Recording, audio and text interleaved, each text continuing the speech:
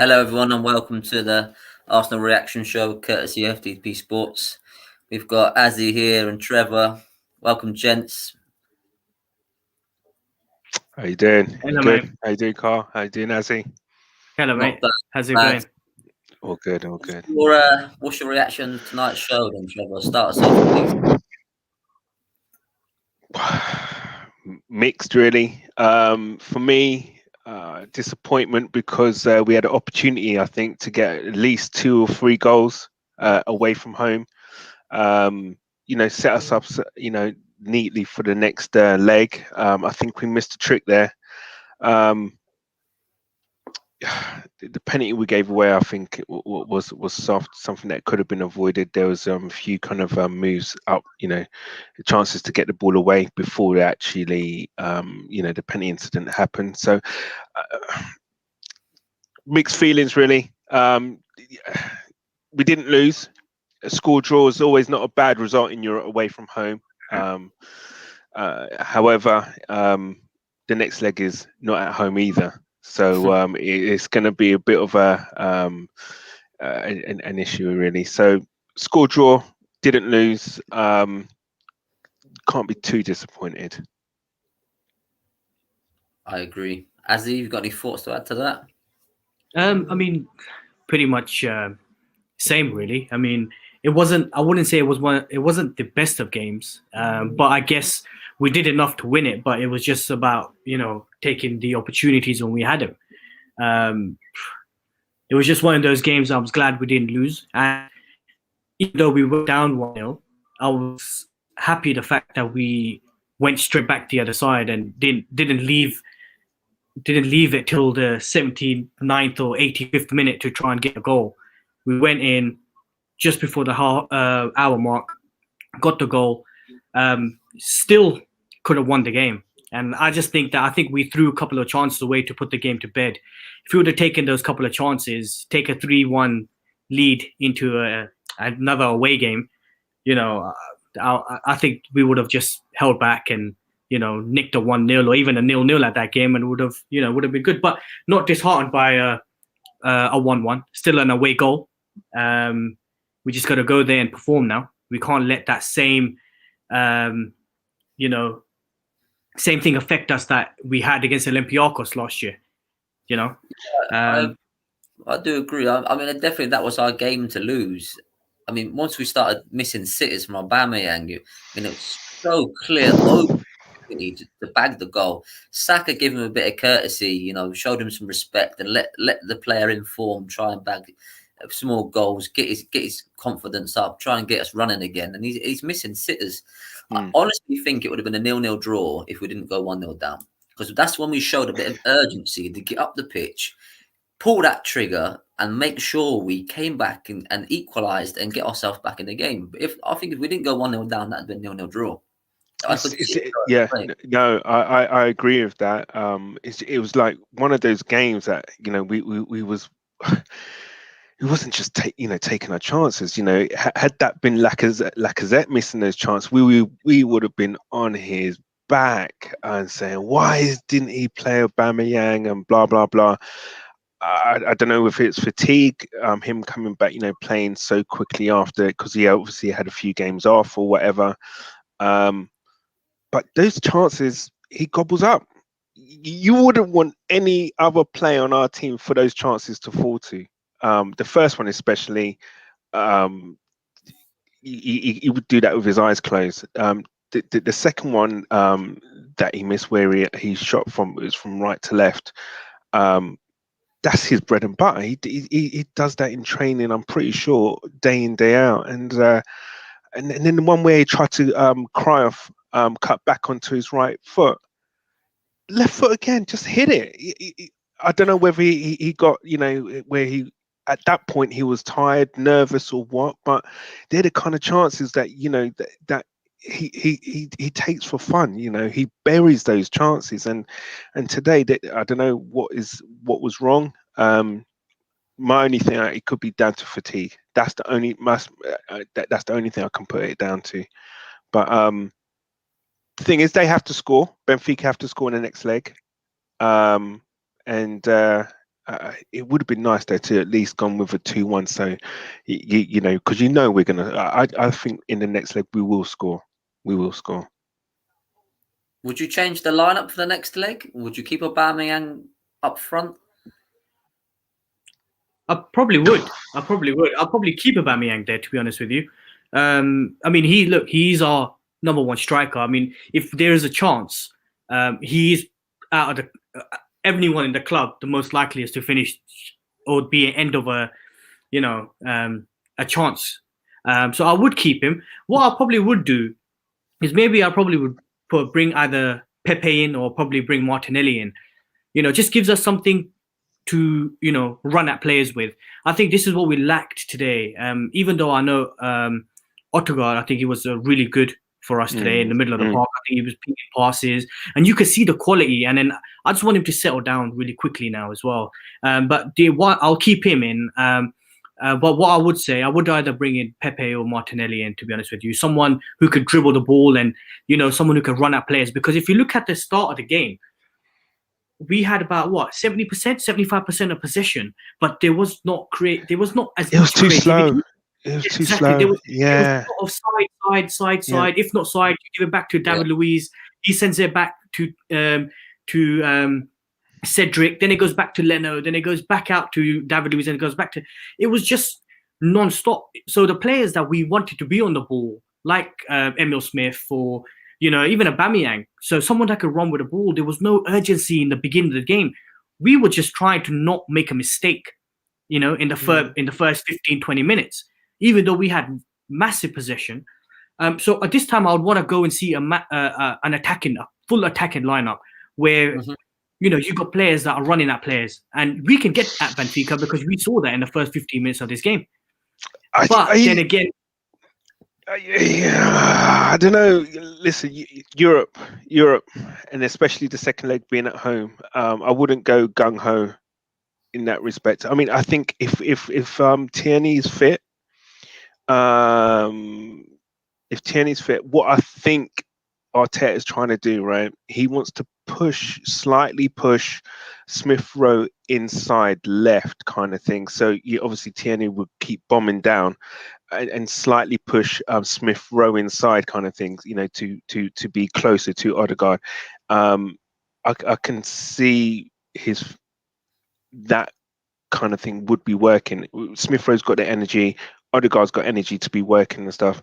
I think we can't go gung ho in Europe. Away goals, remember, man.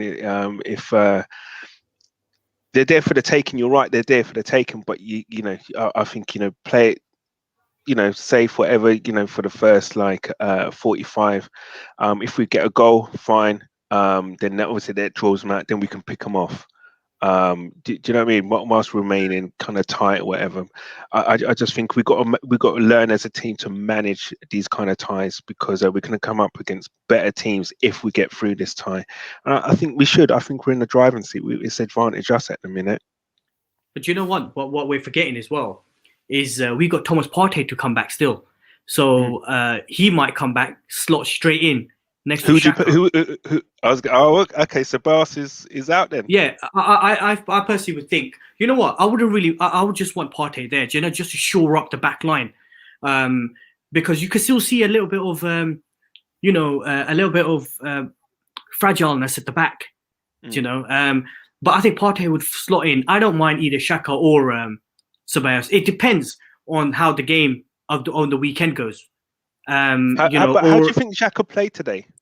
For me, can I say Xhaka is proper performing so much more better than I thought he would do. I mean, the whole walk off, the whole captaincy armband was such a big palaver, and ever since he's shown determination and leadership out there. I mean, some of the times that we look like we're going to go 1-0 down, 2-0 down in these games, he's gritting his teeth, and we know he's going to get a yellow card. We know he's probably going to get sent off when he starts getting a bit silly during the game. But he's showing that leadership, and he's showing that determination and pride to get the ball back and win possession.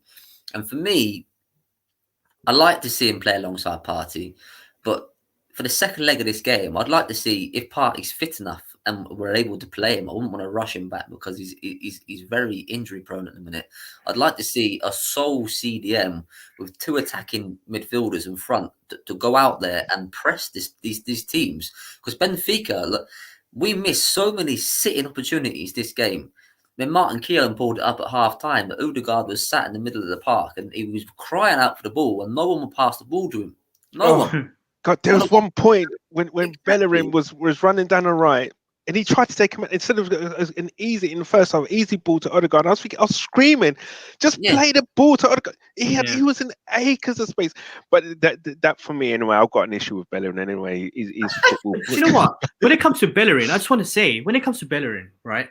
Okay, fine. He's probably the longest serving player in our team, or been at the club. I mean, if you look at the current team right now. But I still think when we do take Aubameyang off, I think the captaincy should go to Xhaka.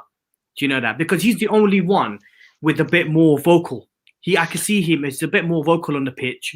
Yeah, and I think personally, since Arteta has come, I think Xhaka has probably been one of our most improved players.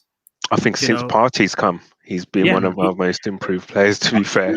I think that's what you need, isn't it? I mean, in a team like that, you need to put certain players in position where it brings out the best of what you have, you know. I have a sorry to butt in there, but a question for you, but because I didn't see Arteta playing Partey the way he is playing, because he seems to be playing more kind of advanced forward, and Xhaka is the one sitting. I thought he brought Partey in to be the one sitting, as he did for Atletico, because his interception and tackling stats were off the charts at Atletico.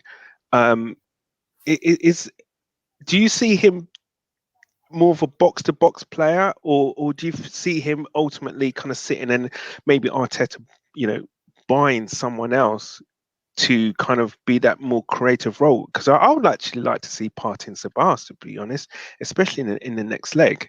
I mean, don't get me wrong, Xhaka has been performing okay, but I thought Sebas was better of the two today.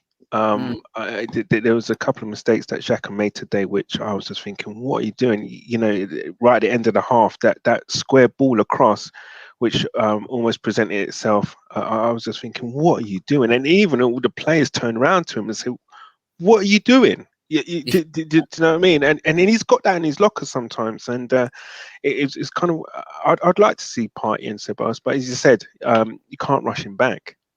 I mean, to answer your question, I'd say when Partey came, I thought he would. You're out and out. I'm going to sit in front of the centre backs, press forwards. I'll ping balls to you, and he's shown he's got that in his locker because he's got a wonderful pass, an absolutely sound pass. But he's shown that he can play all over the midfield. He runs left, right. He doesn't sit in one position. He's got a free role in that position there. Whether we get the best out of him sitting in front of the 2 centre-backs, I'm not sure. It depends who he's going to play in the centre-back and who his preferred centre-backs are, because we've got so many opportunities and players in that role that can play. It's picking the best partnership for me, which is definitely a talking point for one of us. Yeah. But I'd like to see Partey sat solid in front of them 2 centre-backs and someone like Odegaard or Smith Rowe alongside Ceballos. He's got the 2 opportunities to ping the ball forwards, because we all know we can ping the ball forwards anywhere he wants to pick a player out. So for me, I'd like to see him sat there solid. If he wants to get another CDM to play alongside him, then maybe we can see Partey press forwards. But for me, he's definitely our best defensive midfielder we've got. Absolutely. We definitely need him at the minute. Do you know what? I think the reason why Xhaka and Partey is playing a little bit more further roles because technically, I think Partey is a lot more gifted in terms of technical football. Now, he's a lot more better when it comes to pinging passes left, right. You know what I mean? Gets the ball off the defenders, pings the pass out. Where when it comes to Xhaka, he's more of that dirty tackler. He don't care to pick up a quick yellow card. Do you know what I mean? So with him, I think what he's done is he's basically told Xhaka, look, sit back, give the ball to Partey, let Partey ping the ball across to the sides. But tonight, what I saw Xhaka sit back, and then Ceballos had a lot more of a free role where he could, weave in and out, pass balls out, where Xhaka was just breaking up the play when they were attacking. You know, so I think what we're looking for, and I think Arteta knows this as well. We're looking for a partner for Partey. If we can get a box to box like Aaron Ramsey used to be, let's just say, where Aaron Ramsey was more of an attacking midfielder, but where Aaron Ramsey was more of a box to box, he wants someone to sit next to Partey, where Partey can just sit in front of the defense, pass the balls out, and in the box to box can dribble. You know, he can play make. He can do everything what Ramsey could do.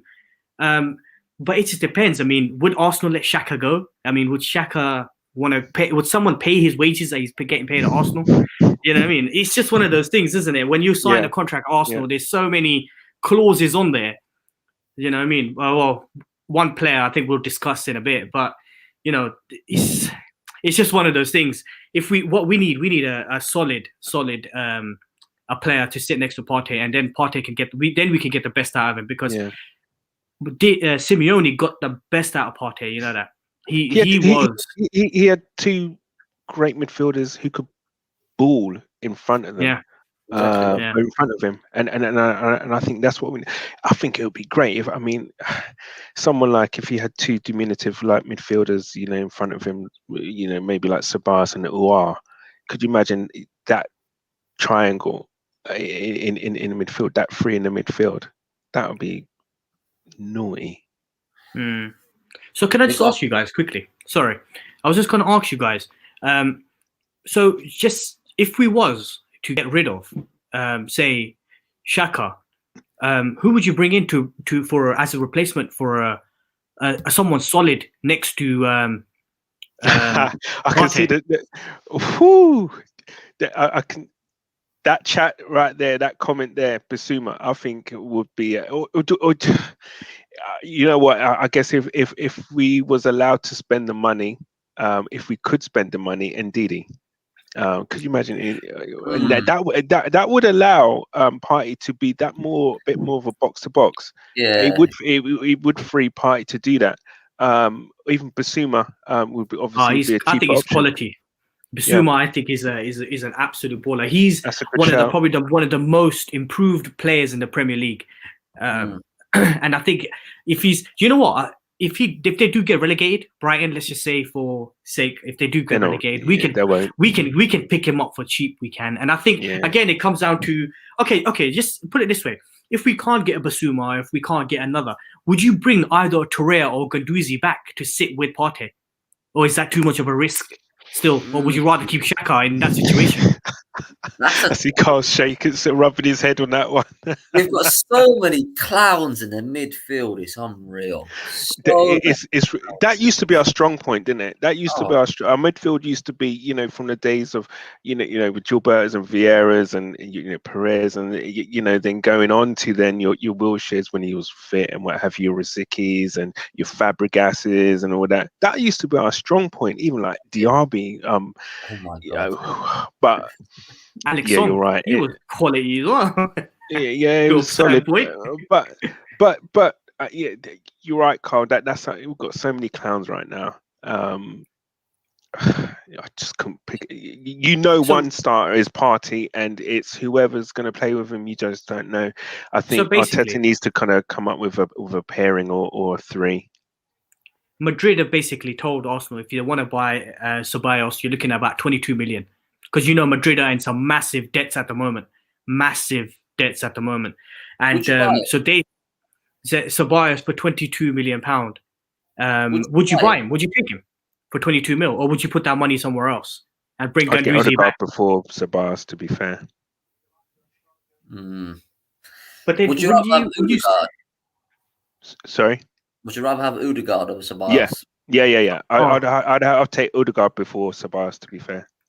I think he's got so many different types of play. I've only seen him play a handful of games at Madrid, but the 2 games I've seen him play at Arsenal, he seems to own his area.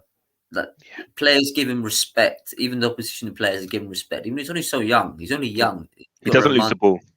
But he fits well into that team because we've got Reece Nelson, Bukayo Saka, Eddie Nketiah, Balogun. We've got Joe Willock. We've got many of young players. I think apart from Balogun, get rid of the rest of them. Apart from Balogun, get rid of all of them. when you say all of them, who are you referring? I'm talking about you might as well get rid of Willock now. You might as well get rid of Nketiah now. Do you know what I mean? Because I think they've had the opportunities, but they've never taken it. Do you know what I mean? We've always talked about the amazing Arsenal Youth Academy. I'm not saying that they're bad footballers. If they were bad footballers, they wouldn't be playing for Arsenal Football Club. Do you know what I mean? Period. But I think Nketiah has had a lot of chances now, and I don't think he's the type of striker to take us forward. Now, just say we did get rid of Lacazette. I don't think Nketiah is a kind of a striker to get. I mean, people compared him to Ian Wright. Ian Wright was banging goals left, right, and centre for us. Do you know what I mean? But you've got to be realistic, and you've got to remember that Eddie Nketiah is the under-21's goal scoring record. Yeah. I mean, you've got to be realistic now and say, who are we going to sign to replace Aubameyang and Lacazette in this global pandemic? It's a problem. It's a problem. That's the thing. Funds. So if you've got players like Eddie Nketiah that are holding records for, even for a team like England under-21s, that's something. You've got players like Gabriel Martinelli, who I think needs a bit more game time because he sat on the bench too much. Yeah. Definitely sat on the bench too much. You've got players like that can come on and devastate teams. Before he got injured, I thought, wow, this is not a fluke. This player's, he's going places. He looks the real deal. And unluckily, he got that massive injury that set him back. And I think players like Eddie Nketiah, Reece Nelson's another player that I really, really like. I mean, he picks the ball up like Smith Rowe. He looks forwards. He looks left and right. He doesn't just run with his head down on the floor looking at people's feet. His vision of the game is very well tuned to what we need. And he needs...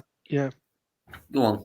So no, I was going to say, I think Arteta tried it really at the start of the season, didn't he? With Reece Nelson, and it just didn't work out for him. I after his loan with who was it? The German club, Hoffenheim, where he did really well. I couldn't wait for him to come back and start kicking on with us, and it's not really happened. It's kind of stalled. Partly, I guess, due to maybe nerves, I'm not sure, and then also injuries, picking up niggly injuries and stuff. So I'm like you, I'm excited to see Reece Nelson, but it's just not happened for him yet. But the thing is, with Reece Nelson, you can see some of the games he plays. You can see there's bags of potential. But it's frustrating. I find it frustrating. That's the thing. That's the thing. With most of our youngsters, that's the thing. You can see the potential that they have, but it's just the frustration of, you want to get the best out of them. At the age that they are right now, this is the time that they should slowly start to peak. Make that place your own. I mean, this is the thing why Maitland-Niles is not here at the moment, because we've tried him in 3-4 different positions to play, but his preferred position that from him is center of midfield. Now, we got stacks of midfielders. We've tried him in midfield and it hasn't worked out. It's not like he didn't get his opportunity. Willock got his opportunity. Even in Nketiah, like I was saying in the beginning, when we got him back from Leeds United, Arteta said, you know what? I'm going to bring him back and give him the opportunity. He was starting ahead of Lacazette. And don't forget, Lacazette cost us £50 million. Yeah. So he was starting in front of Lacazette. He was getting... subbed on before Lacazette. So it's not like we haven't given him opportunities. I think it's time that we need to start bringing other youth players from the youth squad to try and give them, nurture them in slowly. So because look, if you look at this season, we're not going anywhere.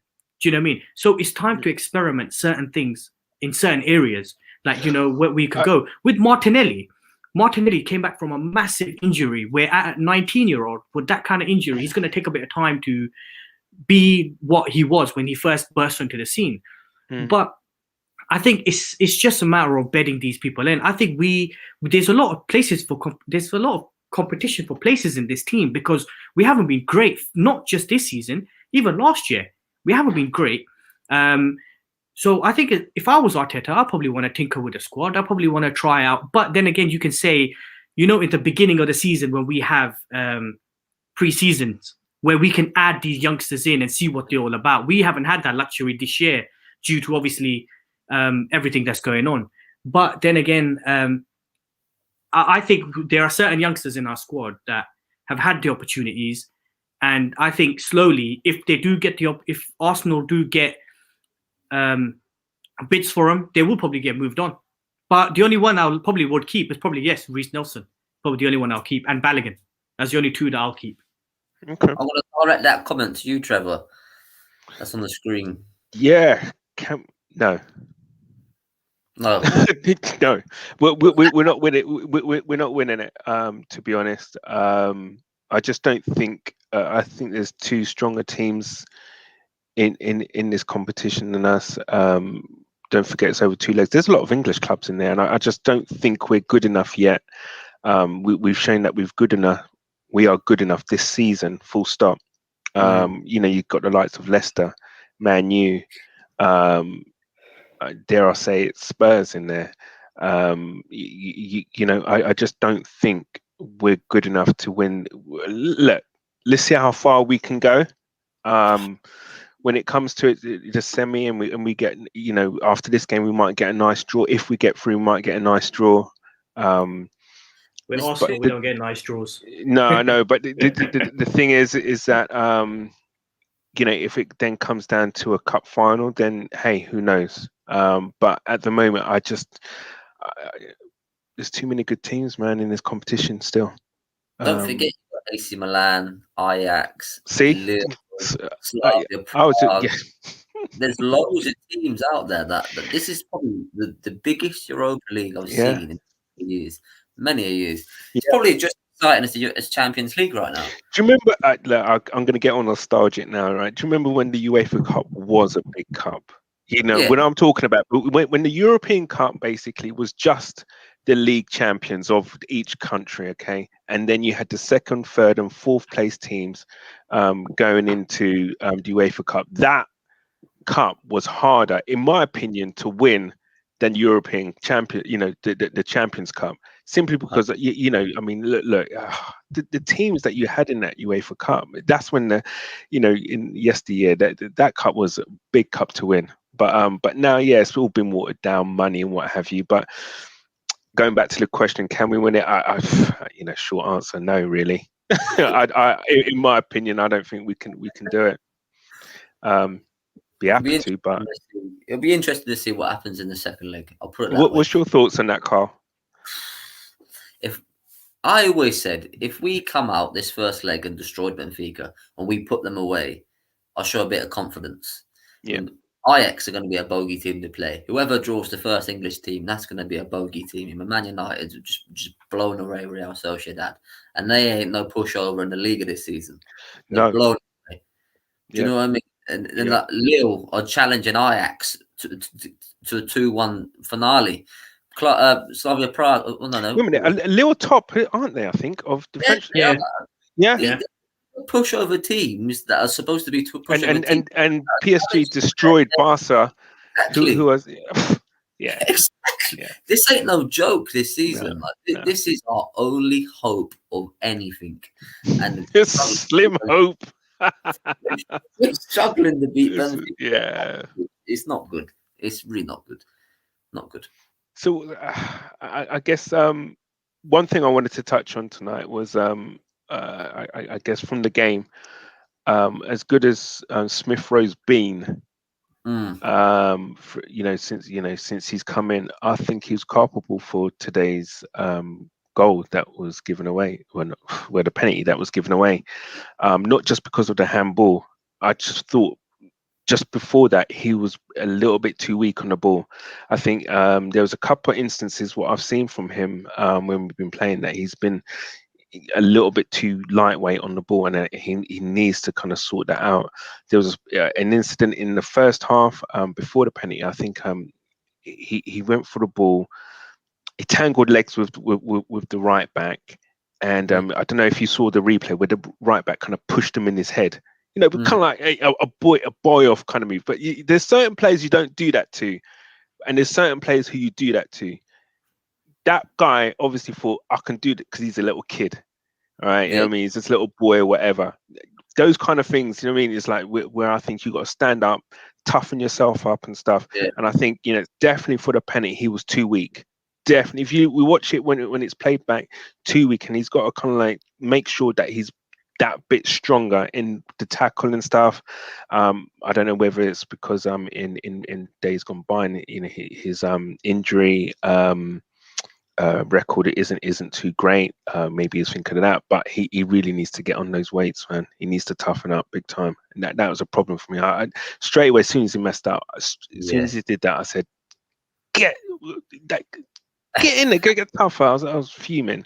I was literally just about to touch on this comment. I was going to say, do you think Smith Rowe should have been playing on the wing with Odegaard in the centre?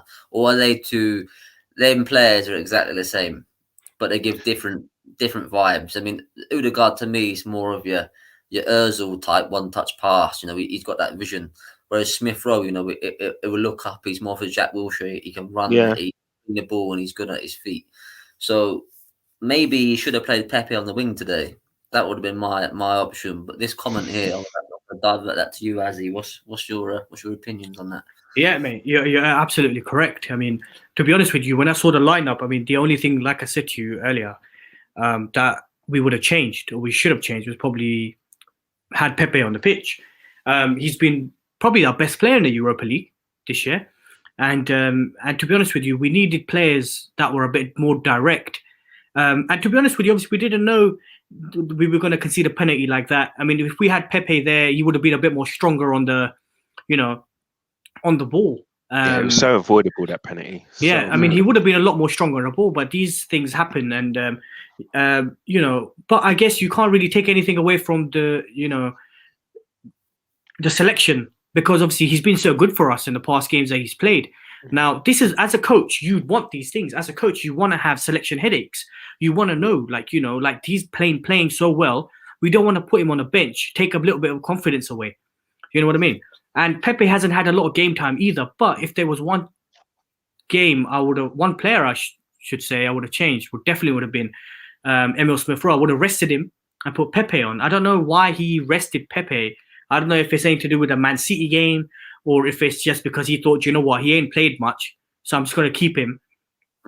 I think it's a mixture of Smith Rowe's been doing very, very well, okay, and he wants to play Odegaard, so he's shoehorning Smith Rowe into the team.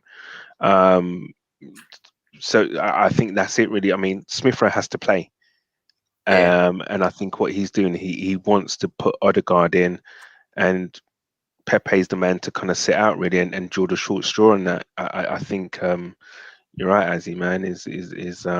He should have played Pepe to give us that width, that unpredictability, and what have you. Because let's get it right, Pepe was doing well, you know, in the Premier League, the last few games that he was playing. But because we scored 4 goals, I guess, against Leeds, he's thought, well, hey, we got 4. It's kind of released, that these guys are supplying the ammo for Aubameyang, and to be honest, you can't really put that on Arteta, because those two playing, Aubameyang had more than enough opportunities to score and put the game to bed tonight. 100%, I agree. He should have buried them 2 games. Oh. Before we continue, lads, I just wanna say to everyone watching and subscribing, please like, and FTBSports are doing a football shirt giveaway. We're on a road to 500 subscribers. Anyone who wants to get involved in that, please like and subscribe, share with your friends. Have an opportunity to win a free football shirt there, courtesy of FTBSports, and we love your feedback. And please do share with your friends. But bring back the game, lads. What's your roundup of tonight? What are you looking forward to for the next leg? Well, I mean, to be honest with you, today the biggest thing is we didn't lose the game, because years back, to be honest, if we would have went down 1-0, we probably would have lost that game 2-0, 3-0, and that would have been that. But I think the encouraging thing is, I think Arteta is trying to use a lot more players in certain positions where he probably thinks he can get best out of. Now, it is Europa Cup and Europa League, sorry, and then this is the only trophy that we can potentially win. I mean, it's the only way we're going to get into Europe again, because I don't think we're going to get in there via the league now. But I think I think he needs to start playing certain players and resting certain players for certain games like these, because I think Benfica was there for the taking. I think we missed a trick there. We could have put this bed. We could have put this game to bed early, by half an hour, 40 minutes into the game. We could have put this game 3-0. And but then again, look, we're still in the game. We're taking away goal. All we got to do there is go there. Don't do anything stupid. Hold on to the lead that we've got, and I think we will come back. I think we will win this tie. It's just now we just got to start upping our game, because it's just going to get harder and harder now, because you can see some of the teams are in it and they're not going to be pushover, because if we miss chances like that against an Ajax or even a United or Spurs or someone like that, we will get punished. And last thing I want is to, get humbled by another English team. Do you know what I mean?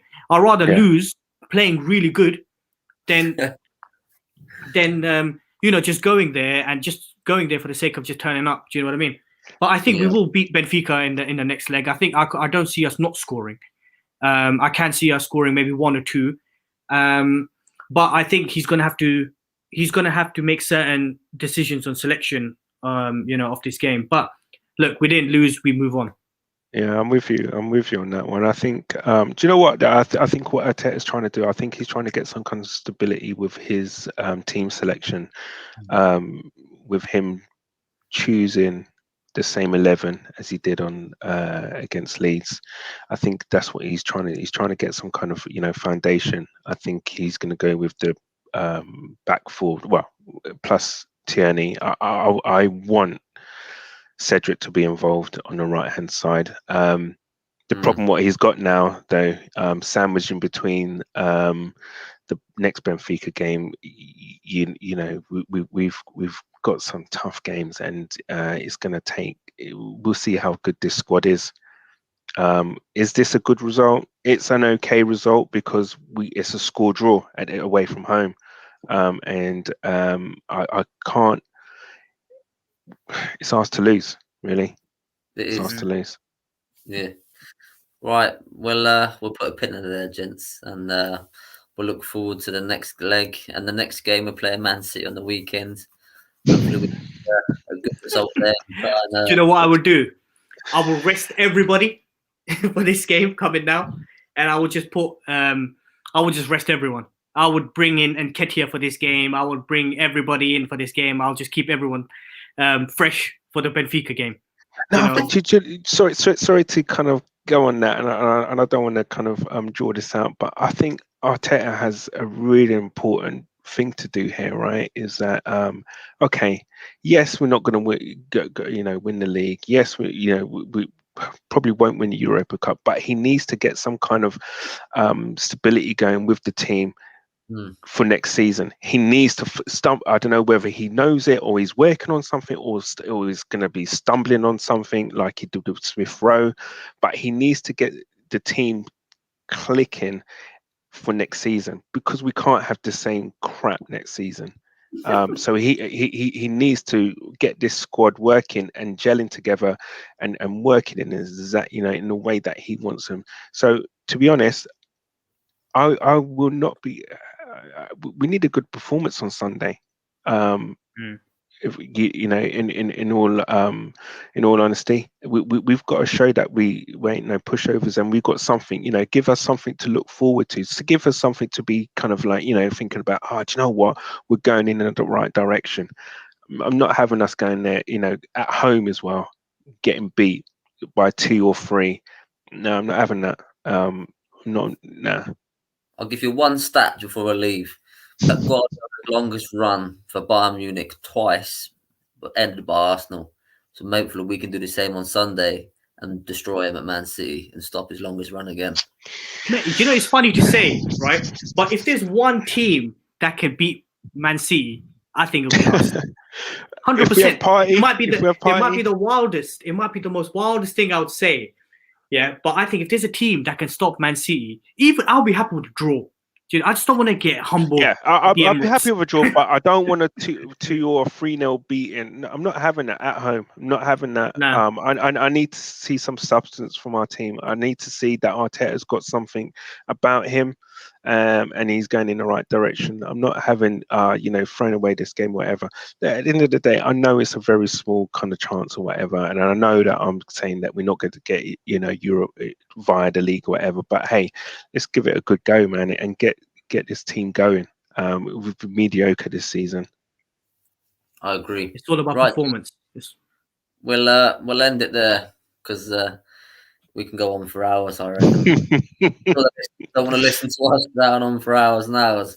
Well, I appreciate your feedback and thanks for joining me tonight, boys. Cheers, Karl. Cheers, Karl. Cheers, Assi. Cheers, Trev. Cheers, Thank mate. you.